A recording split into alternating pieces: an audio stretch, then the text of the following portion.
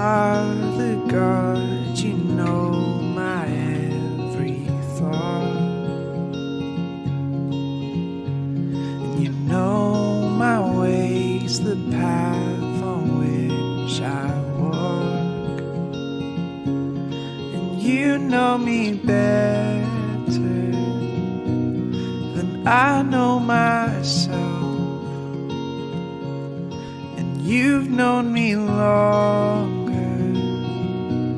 than anyone else. Such knowledge is too wonderful for me, and I can't even understand it. Such knowledge is too wonderful for me. I can't even comprehend it, but I know you see. Oh, this I know you see.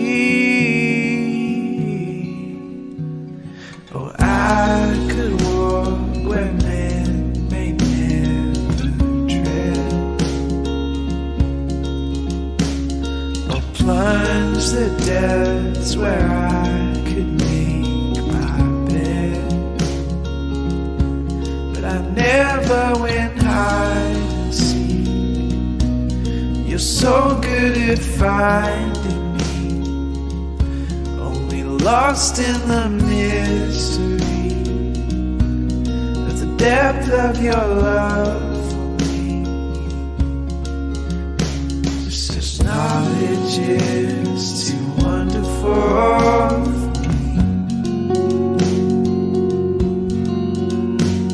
and I can't even understand it.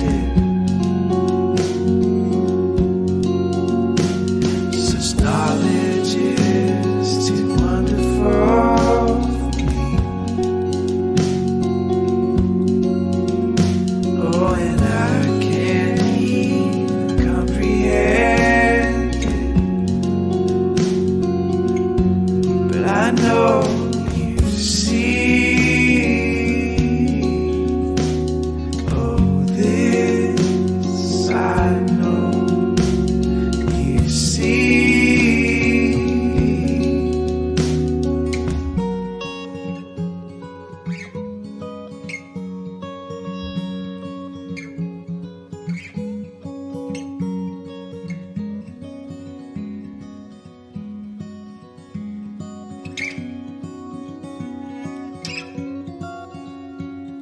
And even where my world is shaking, Lord, your hand will hold me still. Even where my world is shaking,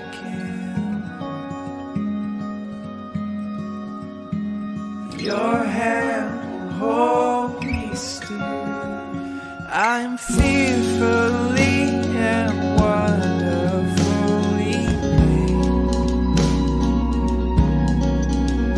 I'm fearfully and wonderfully made.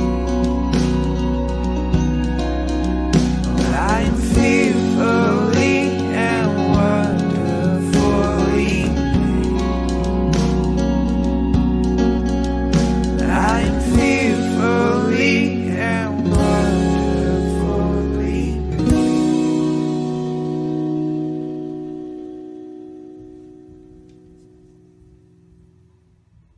Welcome to our first Alpha Talk together. We are so excited to be hosting you in your home for this journey together as we discover more about God, as we get our questions answered, as we look at the meaning of life and what our purpose is. And so we hope that you have an exciting journey with us. We'll be your hosts today.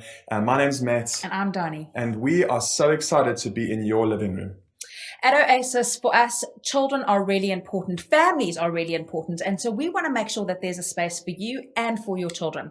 And so on Friday evenings from 4 until 5:30, we have such a cool and awesome time. And it's called Super Kids. It is super cool. It is super fun. And it is a place where kids get to learn about Jesus, who is just super amazing. Yes. So if you have children between the ages of 5 and 12, make sure that they are here on Friday afternoons between 4 and 5:30. And then after that, at 6:30, we have Street Light Youth. And that is for our teenagers to have the same time where they can learn about Jesus. And do you know we are going to be running a Youth Alpha at this time so that your kids can answer the same questions in their own minds that you may have. And this happens at the church property from 6:30 until 9 o'clock on Friday evenings. Make sure your kids are here. It's going to be incredibly life-changing. We would also like to say that as Alpha starts to run and develop, invite friends. It is not like they have to be here today and can't join any other time. They can still join in the process. We want to make sure that everybody has this opportunity to be able to ask questions, to be able to feel at home, and to be able to encounter who Jesus really is. One of the things that you're going to be hearing each week is a story from somebody who has been impacted by the reality of God. And so here we go. Stay tuned for an exciting story that will impact your life. Hi there.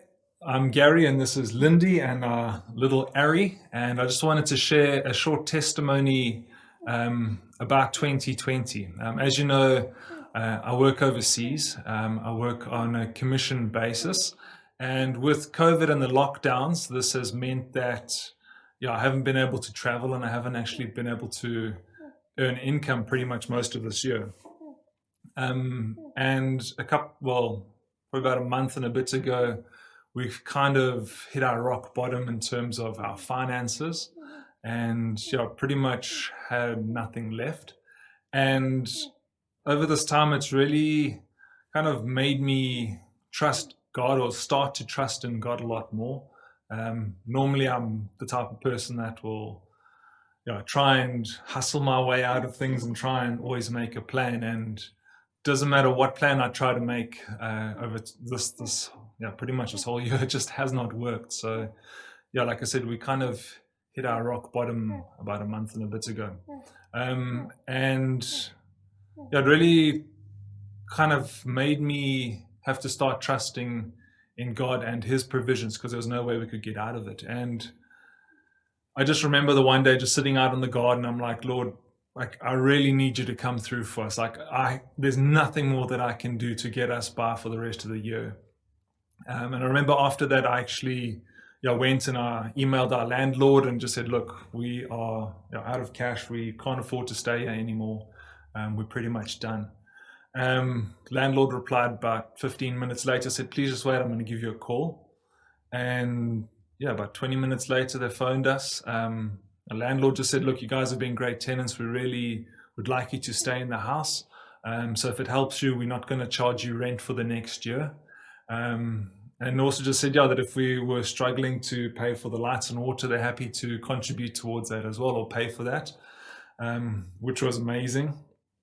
And then on top of that, just like 2 days ago, they phoned us again just to say, look, their son is coming out to the Middle East where they stay, and they've got this car. Would we like to borrow their car as well? Which was also like another prayer that's been answered, because I'm going to be working part-time from next week, and we would have had to struggle with the cars. It's just been such a blessing, and like family being able to bless us like financially as well, with like vouchers and stuff, and obviously she's come along. But it's been amazing what happens when you trust in God.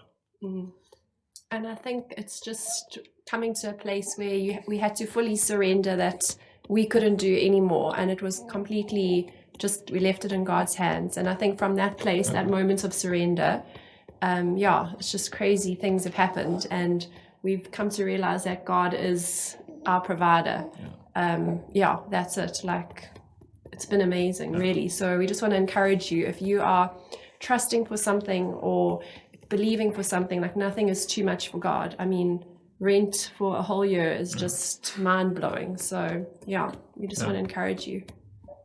What a powerful story. You know, the amazing thing about these stories is that when you hear them, you get to grab onto anything that's applicable to you, and those very same things can happen in your life. And so I hope you were really inspired by this story. We're going to move into a moment where we get to connect with God through singing. And so we invite you to find a comfortable place, a place free from pressure, where you can encounter the presence of God as we worship Him together.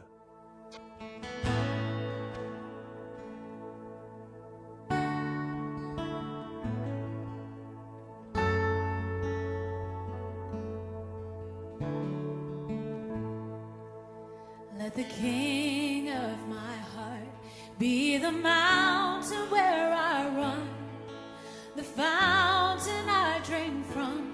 Oh, He is my song. Let the King of my heart be the shadow where I hide, the ransom for my life. Oh, He is my song.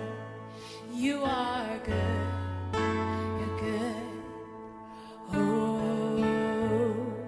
You are good, you're good, oh, you are good, good, oh, you are good, you're good, oh, let the King of my heart be the wind inside my sails, the anchor in the waves. Oh, He is my song. And let the King of my heart be the fire inside my veins, the echo of my days. Oh, He is my song. Let the King of my heart be the wind inside my sails, the anchor in the waves. Oh, He is my song. And let the King of my heart be the fire inside my veins, the echo of my days. Oh, He is my song. You are good, you're good. Oh, you are good, you're good. Oh, you are good, you're good. Oh, you are good, you're good.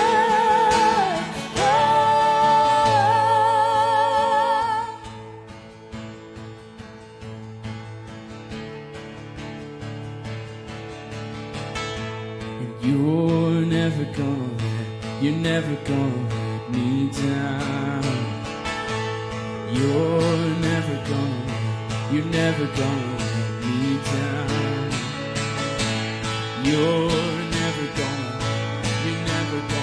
let me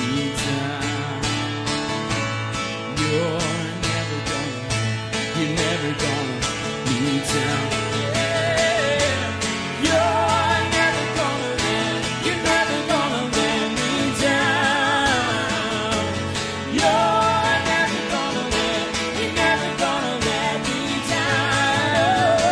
You're never gonna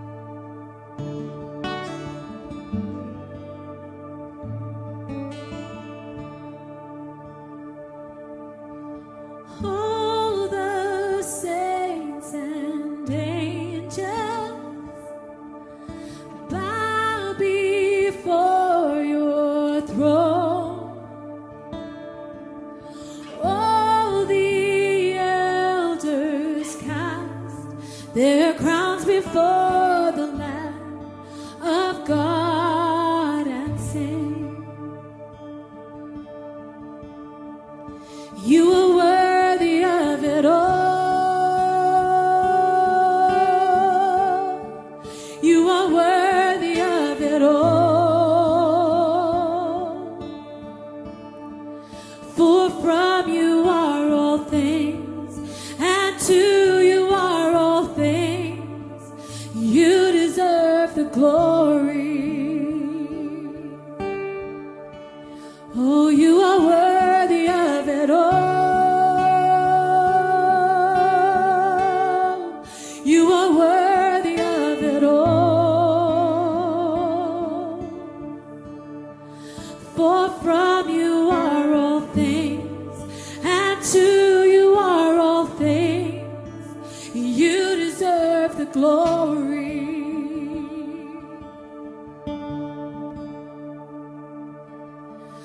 All the saints and angels bow before your throne. All the elders cast their crowns before the Lamb of God and sing, you are worthy of it all. You are worthy of it all. For from you are all things, and to you are all things. Oh, you deserve the glory. You are worthy of it all. You are worthy of it all. For from you are all things, and to you are all things. You deserve the glory.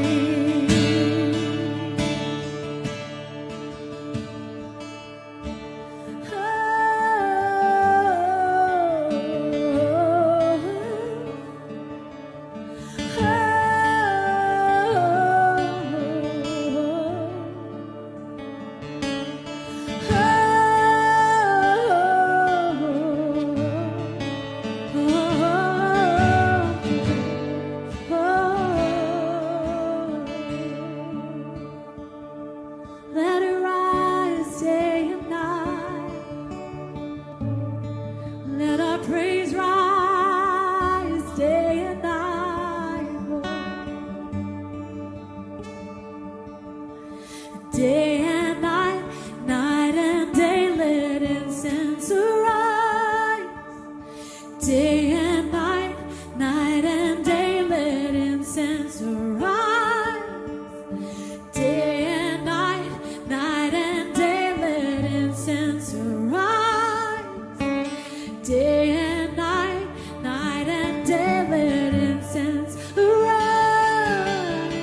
Day and night, night and day, let incense arise. Day and night, night and day, let incense arise. Oh, day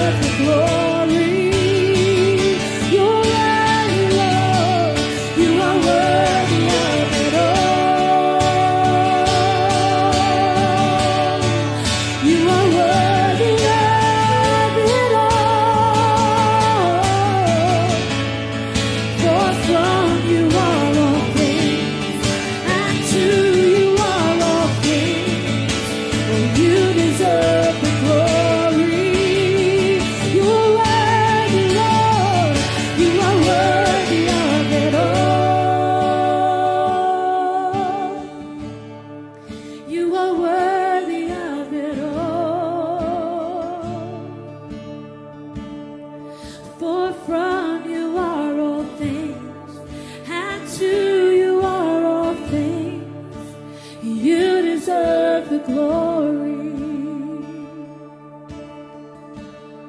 You are worthy of it all.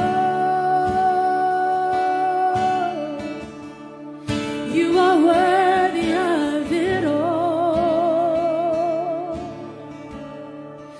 For from you are all things, and to you are all things. You deserve the glory.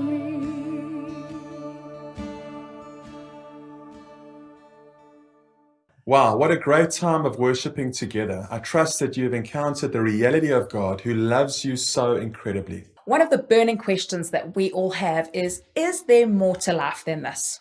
Why don't you find out in the upcoming talk? And I hope it's incredibly meaningful for you. Sit down, stay tuned, and enjoy.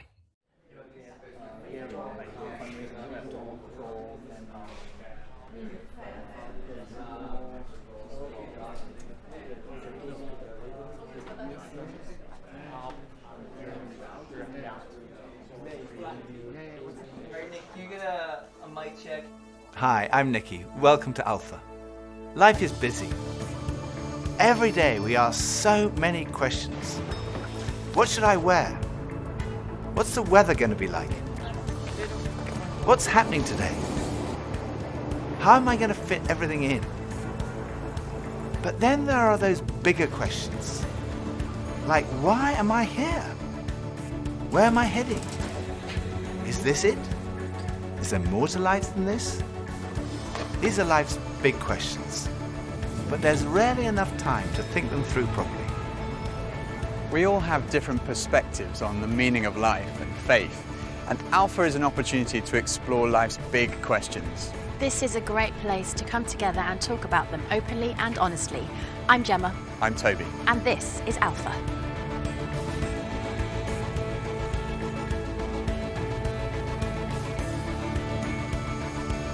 I go on Google. I definitely Google. I go on Wikipedia. Internet. I scroll through all the different answers, and then I try and combine it, and then make my own kind of like cornerstone. Or smart friends. I don't ask big life questions. It's too hard to answer. Google or my grandmother. I meditate or I read. When I have a big life questions, I probably go to my family. I haven't really had any massive ones yet. To my mom or my dad, basically. My mom or my dad, maybe my gran. I get most of my answers from the library in any section there because I don't really trust the people that I'm around. The key is always to yourself. You got to figure some things out for yourself. If I'm confused, I go to him first. And he confuses me more. But when it's something more personal, I try to find it within myself first. Friends of mine told me that the first night they came to Alpha, they sat in their car for half an hour waiting and watching people going in. And eventually when they'd seen enough normal looking people going in, they thought they'd give it a try. And one thing that might be going through your mind is, am I going to be the only one there who doesn't believe all this stuff, who's not a Christian, that doesn't go to church? Well, if that's you, then you're in the right place.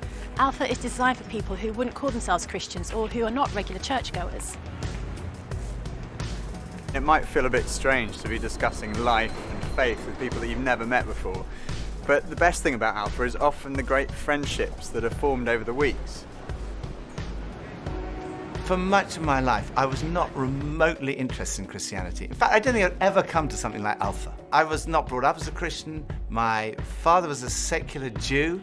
He was an agnostic, and my mother didn't go to church, and I had no interest at all in Christianity. First of all, I just thought it was so boring. Everything to me about church, Christianity, religion was just dull and dreary. And it kind of made me feel a little bit guilty. I didn't know why, but I just didn't want to have anything to do with it. And I also thought it was untrue. I thought I'd sort of thought it through, and I'd come up with these intellectual objections, and I called myself, very pretentiously, I called myself a logical determinist. And I quite enjoyed arguing with people who called themselves Christians. And at university, I had a bit of a reputation for being an argumentative atheist. And I also thought it was irrelevant to my life. I couldn't see how someone who'd lived 2,000 years ago, 2,000 miles away, could have any relevance to my life today. It just seemed outdated and irrelevant. But at the same time, looking back now, I would say something was missing. I say that because I don't think I was living in the moment. I was always looking forward to the next thing in life. So when I was at school, I was thinking, when I finish my exams, maybe that will be when I'm going to really start to enjoy life. I finished my exams, and then after about 3 weeks, I started to think there's got to be more to life than this. And I thought, well, maybe when I've left school, that will be what life's all about. And then I left school, and after about 3 weeks, I started to think, there's got to be more to life than this. I thought, well, maybe the answer is to get a girlfriend. And somehow, I don't know how I managed it, but I managed to find a girlfriend. Again, after about 3 weeks, I started to think, there's got to be more to life than this. And basically, there was something missing. I was longing for more. The actor Jim Carrey once said, "I wish everyone could get rich and famous and have everything they've ever dreamed of, so they would know that's not the answer." Some people dream of having their name in lights, of fame and fortune. Some people dream of finding happiness through relationships, careers, money, whatever it may be. But do you ever get that niggly feeling that as good as those things are, there must be more to life? Yeah, all too often life just doesn't turn out the way we think it should. And even when it does and we achieve our wildest dreams, it's somehow never quite enough. It just doesn't satisfy. It's like there's something missing. The comedian and actor Russell Brand said, "Drugs and alcohol are not my problem. Reality is my problem. Drugs and alcohol are my solution to fill up a hole inside me." And Jesus said, "I am the bread of life." In other words, I'm the one who fulfills the longing that's deep inside every human heart. Jesus claimed to be the one person who can satisfy that spiritual hunger. Freddie Mercury, the lead singer of the rock group Queen, had amassed a huge fortune and attracted millions of fans. But he admitted in an interview shortly before his death that he was desperately lonely. He said this, "You can have everything in the world and still be the loneliest man, and that's the most bitter type of loneliness. Success has brought me world idolization and millions of pounds, but it's prevented me from having the one thing we all need, a loving, ongoing relationship." Jesus said, "I am the way, the truth, and the life." Ultimately, there's only one relationship that is totally loving and goes on forever, and that's a relationship with God. And Jesus said, "I am the way to that relationship."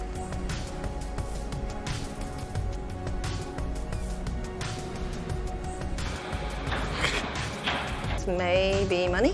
What makes me happy? Music. Music, ice cream, and cheese. Sleep makes me happy.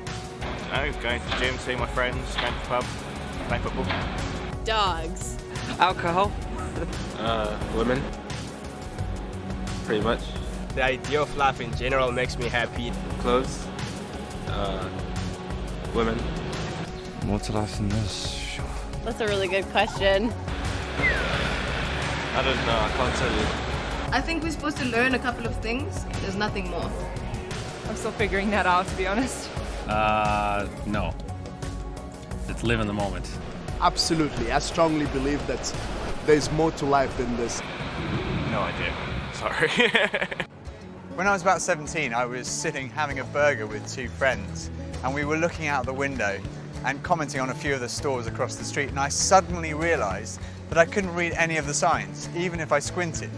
So I asked if I could borrow one of my friend's pair of glasses, and as soon as I put them on, I realized I could see everything, like colors, shapes, words. I was amazed at how everything was so clear. And I could see before, but now I could really see. And to me, that's the best way to describe the difference that Jesus makes. Jesus is the lens through which we see God. And he's also the lens by which we see the world in a totally different way. Jesus said, "I am the truth." Some people's response to a Christian might be, well, it's great for you, you found meaning and purpose in your life, but it's not for me. But when you think about it, that's not actually a logical position, because if Christianity is true, it's of vital importance to every one of us. And if it's not true, it's not great for us, because it means we're deluded.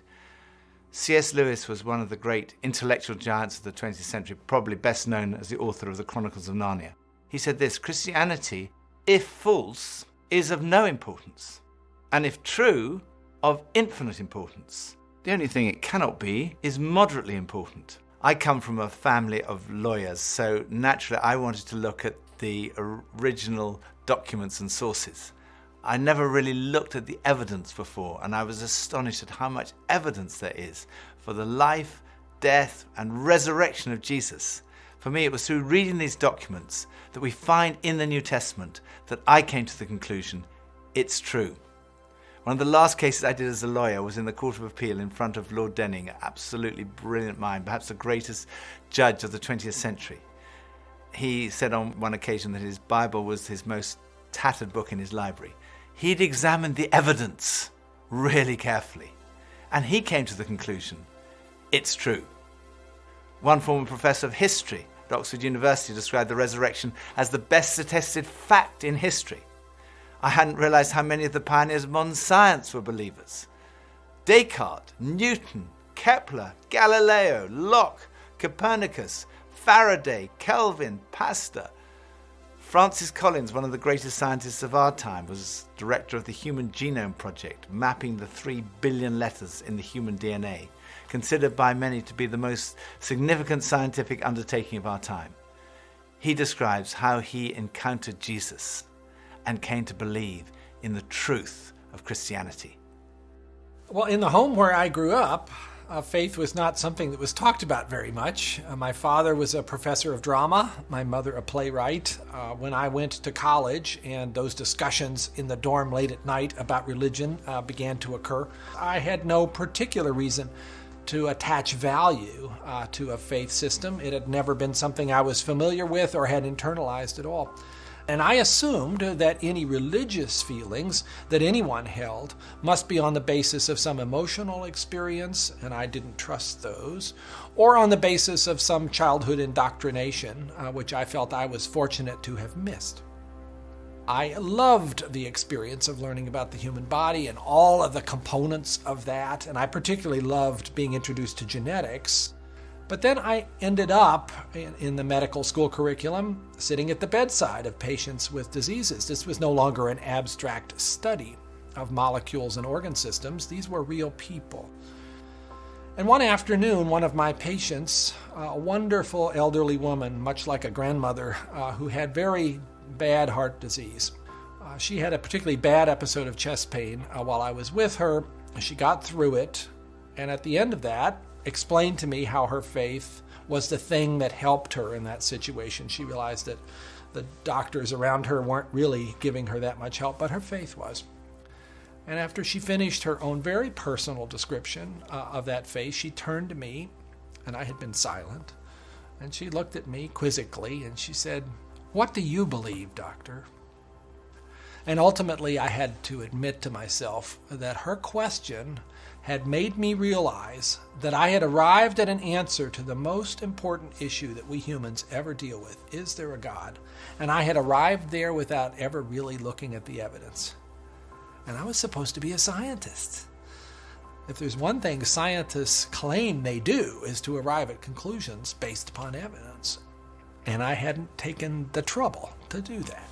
I was greatly assisted by a pastor who lived down the road, who I went and asked about all this, and who gave me a copy of C.S. Lewis's wonderful book, Mere Christianity. Because here was an Oxford scholar, a prodigiously developed intellect, who had traveled the same path. Within those pages, I realized for the first time that one can come to belief on a rational basis, and that in fact, given the many pointers that one sees around oneself in terms of the universe and it having a beginning, and its fine-tuning in terms of the way in which all those constants that determine the behavior of matter and energy seem to have been set just in a certain very precise range to make life possible. And many other things, including my beloved mathematics and why they actually work anyway to describe the universe, something that makes you think the Creator must have been a mathematician. That brought me then to the person of Jesus Christ as a person who was historically extremely well documented. That was news to me. I thought Christ was as much myth as history, and I realized after reading more about it, this was a historical figure upon which we have a great deal of evidence for his existence and his teachings, and even his rising from the dead in a literal way. That day at my patient's bedside started a journey for me. A journey that I was reluctant to begin, but I felt I needed to. A journey that I thought would result in strengthening my atheism, but to my surprise, resulted in my conversion. There's a difference between knowing facts about someone and really knowing them personally. Now, I've known my husband Phil for 3 years now, but suppose if before we met, I found him on a website called The Amazing Man. Now, there's no doubt I would have looked at him and thought, okay, I'm intrigued. But what if each page was dedicated to his amazing abilities, his sparkling personality, his tender heart, his extraordinary intelligence, and his cooking abilities? Well, I would think, wow, he does sound like an amazing person. But that's head knowledge. But I also have the privilege of being married to him, and I know that he's an amazing person, which is knowledge that comes from experience of relationship, and that's heart knowledge. When Jesus said, I am the truth, he was talking about more than just a kind of intellectual truth. The Hebrew understanding of truth was truth as experienced. And there's a big difference between a kind of intellectual knowledge and a personal knowledge, between your head and your heart. So when someone says, I know Jesus is the truth, they're not just talking about being convinced of the evidence, they're also talking about experiencing a relationship with the risen Jesus Christ. So Jesus said, I am the way, the truth, and lastly he said, I am the life. I have come that you may have life and have it to the full. Jesus came to deal with the things in our lives that stop us from enjoying life to the full, the things that spoil our lives. I hate shopping. I loathe it. I think I'm allergic to shopping. But occasionally my wife Pippa persuades me to go shopping, and just after Christmas it was the sales and she persuaded me to go shopping, and we went into the shop and we bought this very nice new sweater, and same colour as all my other sweaters, and we left the shop and we went to buy a present for her, and we went into this ghastly shop. It was so crowded, it was unbelievable. And even Pippa had had enough and she said, okay, we're leaving. So we went to leave, and as we left, the security alarm went off, and the security guys moved in very quickly and they stopped us all from leaving. And like the crowd that was trying to leave was stopped, and the crowd that was trying to come in was stopped. And we were there right in the middle. The 6 of us who were going through the security at that one time were all taken off and sectioned off from all the rest. And they wanted to see which one of the 6 of us had set off the alarm. So they sent one of them through, and that was fine. They obviously hadn't set it off. Then they sent the next one through. They obviously hadn't set it off. Then the 3rd, then the 4th. None of them set it off. So it was left with Pippa and I were standing there, and I thought, oh my goodness, I'm married to a shoplifter. It must be Pippa who's got set off the alarm. So they sent her through, and she didn't set it off. So I thought, oh my goodness, I've obviously got something. Someone must have planted something on me. I'm going to be arrested. I'm going to be sent to prison. All the crowd were watching, both sides. They were just watching this criminal who'd been caught going through. So they went through, and as I went through, the alarm went off. They took me to the side. They opened up my rucksack on my back, and there they found this sweater from the other shop with the tag still on it. I felt so guilty. That was like false guilt. I also sometimes experience true feelings of guilt because I do things that are not right, that are not good. And this is the wonderful news that God loves you and he loves me. God came in the person of his Son, Jesus Christ, to die for you and for me. And on the cross, he took all of your guilt, all of my guilt, everything you've ever done wrong, everything I've ever done wrong, said wrong, thought wrong, and he died in our place in order that we could be forgiven. And forgiveness, C.S. Lewis said, it's like a recording of our life, wiped completely clean. And when we receive that forgiveness, we find life, and life in all its fullness. And that's what Jesus wants for you and for me. Life in all its fullness. Life at its very, very best. I think for so many years, I always just strived to be strong in myself. And it was as if that all I needed was me and my buddies and, we'd be like invincible. But the truth is, none of us are. And I don't want to do this thing called life. I don't want to do it on my own. And it kind of feels like my longing for this light inside is now stronger than my fear of what others might think. And people often ask, well, doesn't that make faith like a crutch? And, well, maybe, but, what does a crutch do? A crutch helps you stand, and it makes you stronger. And in that case, sure, I need a bit of that. But especially when it's so much more than that. When this faith inside is also like a backbone, helping me stand tall and helping me be strong when I'm really up against it, facing those odds, whether it's on a mountain or stuck in some jungle or just dealing with the storms, with the storms of life. Sure, I need it. I need that. But at heart, my Christian faith says that I'm known to Christ, bought at a price, blessed with light. Faith says that we're loved, regardless of our mess, regardless of how many times we fall down, and that Jesus somehow picks me up. And sure, I'll reach out to that. Why wouldn't I? I used to think Christianity was boring, untrue, and irrelevant. But when I read about Jesus, I realized he was anything but. Jesus said he's the way to God. He's the one who brings meaning and purpose to your life. He said he's the truth. He said he's the life, that true fulfillment is found in a relationship with God through him. Alpha is a place where you can be yourself. You can say what you think and challenge everything. No question is too complex or too simple. And what your point of view is as important as anyone else's. And over the weeks ahead, we are going on a journey together, an adventure to explore the questions of life, faith, and meaning. Think of it this way. If you live to be 70, you're going to spend 20 years and 3 months asleep, 10 years and 5 months watching TV, 5 years and 9 months in some form of transportation, 7 years and 6 months eating and drinking.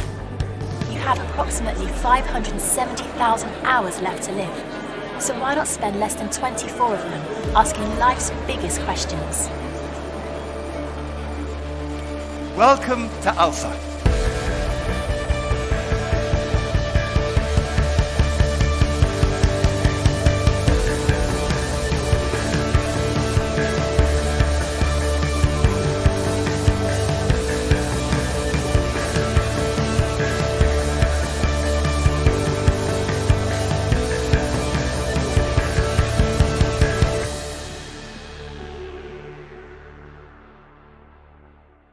Wow, what an insightful message. I trust that your questions have been answered. And so what we're going to move into now is a bit more of a discussion environment where you get to be real and honest about where you're at in your faith journey. You get to ask those questions that maybe have been burning on your heart for so long. And so we're going to move into those small group discussions right now where no question is off limits. We want you to be free to ask the questions you need to, as you've got some leaders around you who can navigate some of these questions with you.